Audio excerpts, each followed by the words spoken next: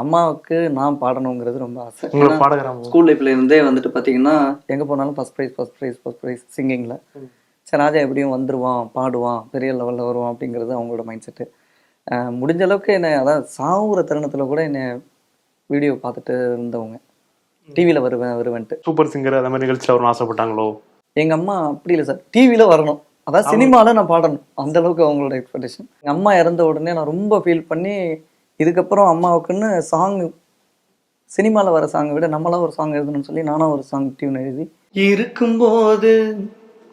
இருக்கும்போது அம்மாவும் அருமை புரியல, இருந்த பின்னே உன்னை மறந்து இருக்க முடியல, பாசம் வச்ச பாவத்துக்கு பாதி வயசுல, நீ பாசம் வச்ச பாவத்துக்கு பாதி வயசுல, உன்னை பாதியில தவற விட்ட பாவி பய புள்ள, நான் பாவி பய புள்ள.